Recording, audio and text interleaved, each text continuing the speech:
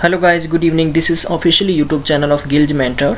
सो हम आप सबका वेलकम करते हैं। आज हम बात करेंगे 2018 के अंदर पंजाब में पीपीएससी वैकेंसीज़ के तहत इंस्पेक्टर रैंक की पोस्ट जो आ चुकी है उसके रिगार्डिंग आपको फॉर्म भरना है तो क्या किन किन बातों का ध्यान रखना है हम उन पे डिस्कस करते हैं। सबसे पहले मैं आपसे रिक्वेस्ट करूँगा कि अगर आप पहली बार हमारे इस वीडियो को देख रहे हैं तो कृपया आप शेयर और लाइक ज़रूर करें। आपके शेयर और लाइक करने तक उन बच्चों तक ये वीडियो की डिटेल पहुंच सकती है जिन बच्चों को वाकई ही बहुत ज़्यादा ज़रूरत है समझने की कि फॉर्म भरने से पहले क्या क्या या किन किन बातों का ख्याल रखना बहुत ज़रूरी है।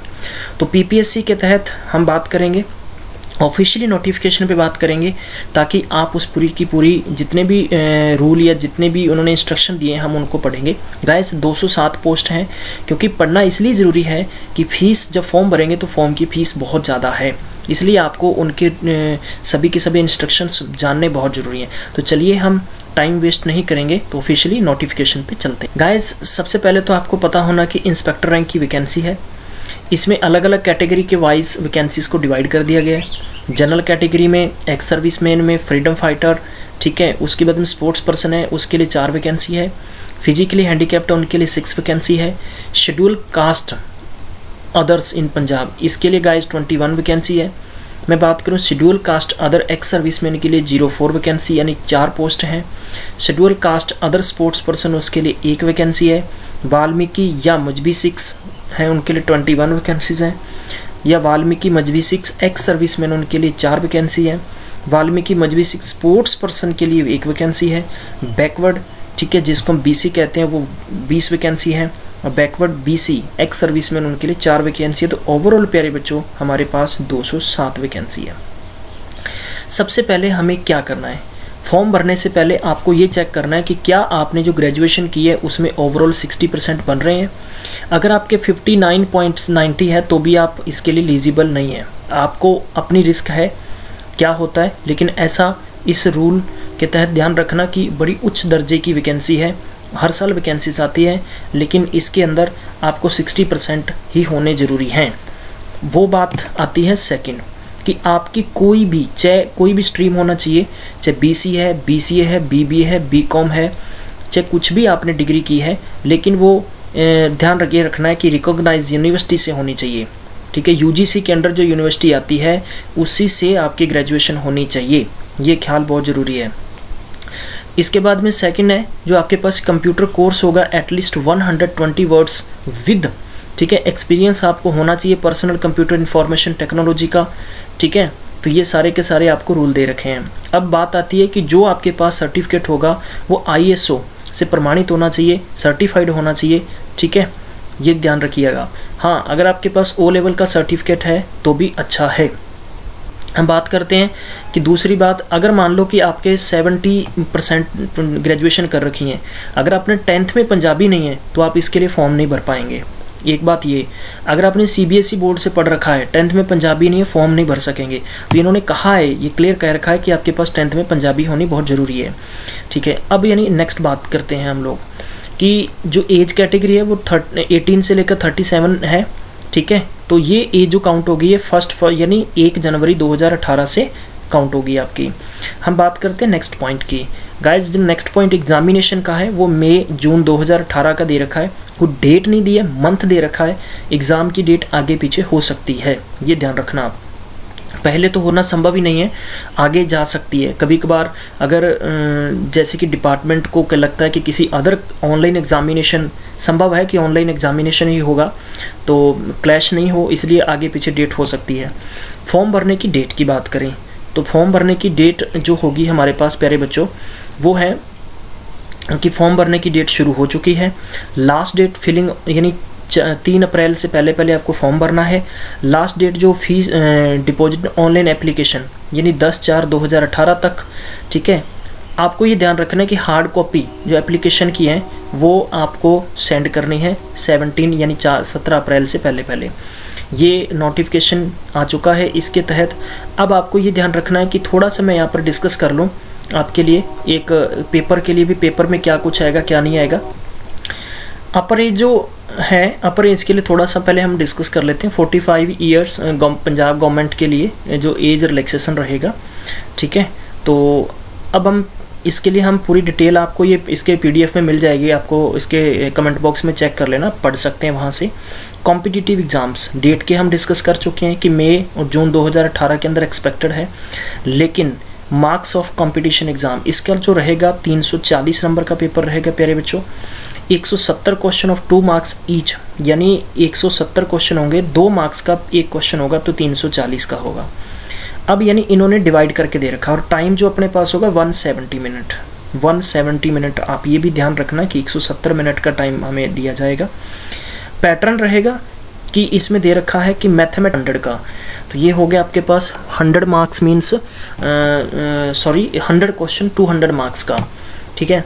उसके बाद में number of question general knowledge and current affairs and history, तो ये 70।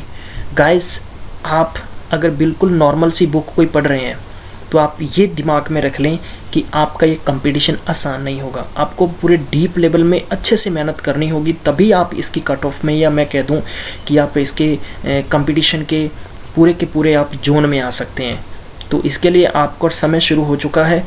आप आज से ही, अगर आपका मकसद है, आपका उद्देश्य है कि मैंने गवर्नमेंट जॉब लेनी है और PPSC के अंदर जाना है, तो आपको पूरे जोर से मेहनत करनी पड़ेगी। ध्यान रखिए, आपको इसके सिलेबस जो है आपको प्रॉपर दे रखा है। प्रॉपर बच्चों के पास नोटिफिकेशन नहीं है, पुराने पेपर्स की आप हेल्प ले सकते हैं। थोड़ा सा पुराने पेपर के जरिए ही हम मान सकते हैं कि थोड़ा सा आपको मदद मिल जाती है कि हाँ किस तरह का पेपर था, ठीक है। तो ये आपको दे रखा है इन्होंने क्लियर कि लॉजिकल रीजनिंग या मेंटल एबिलिटी 100 क्वेश्चन आएंगे, ठीक है। और जो GK इकोनॉमी इशूज़, पॉलिटिकल, ठीक है, एनवायरनमेंट दे रखा है, science technology, any other current issues, history, Indians, ठीक है। तो ये सभी आपको क्वेश्चंस यानी इसके संबंधित आपको ही पूछा जाएगा। अब बात करते हैं रिटर्न टेटर की, ठीक है। तो रिटर्न पेपर होगा, जो return test will be consist of the objective type multiple choice questions and candidates shall be expected to have the general and basis overview of the above subjects, also the ability to answer the questions based on the practical applications. ये सारे के सारे आपको expected हैं कि ये paper आपका online ही होगा, ठीक है। तो इसके संबंधित आपको पूरी की पूरी इन्फॉर्मेशन समय समय पर हमारे वीडियोस के द्वारा मिलती रहेगी गाइस। हम इसके लिए बहुत ही जल्दी ही आपके लिए प्रॉपर जो रीजनिंग, मैथमेटिक्स, GK के संबंधित हम पूरे के पूरे वीडियोस बनाकर आपके लिए अपलोड कर देंगे, तो आप घर बैठे आराम से उसके संबंधित तैयारी कर सकते हैं, ठीक है। तो एक चीज़ और ध्यान रखना गाइस कि जो बात आती है कि जब आप हार्ड कॉपी इसकी भेजेंगे तो आपको कह रखा है the list of the self attested certificates shall be submitted by the candidates along with the print out of online application form as follow.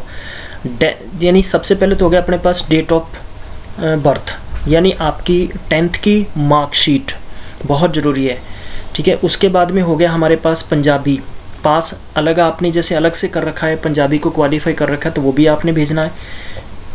उसके बाद में आपने डिग्री जो भी आपकी कंप्लीट है एनी स्ट्रीम के अंदर, रिक्वायर्ड कंप्यूटर कोर्स जो आपको 120 घंटे का मांगा गया है वो प्रोवाइड आपको देना है। उसके बाद में आपका हो गया रिजर्व कैटेगरी का सर्टिफिकेट हो गया, ठीक है। उन्होंने ये कहा है कि reserve category certificate issue by the competent authority, यानी चाहे तो तहसीलदार SDM से होना चाहिए इफ़ एप्लीकेबल, ठीक है। तो ये आपको दे रखा है। उन्होंने कहा है the latest Punjab resident certificate आपको भेजना है। एक्सपीरियंस सर्टिफिकेट इशू बाई, जो ये कहने का मतलब हो गया कि जो एक्स सर्विस मैन वाले होंगे तो उनके संबंधित जो आपके डिपार्टमेंट का होगा वो भेजना है। तो ये आपको नीचे उनके संबंधित पूरी की पूरी जानकारी दी गई है। अब मेन बात करते हैं फ़ीस की, क्योंकि बहुत बच्चे कन्फ्यूजन है कि फ़ीस क्या है क्या नहीं है, क्योंकि एक हुआ सा फैला हुआ है अलग अलग तरीके से। तो ये दो आपको भाग बांटे गए हैं, शेड्यूल कास्ट और schedule tribe, all the states and backward classes Punjab state only. Online application 500 रुपये और एग्जामिनेशन फीसन 625 रुपये, ओवरऑल 1125 रुपये।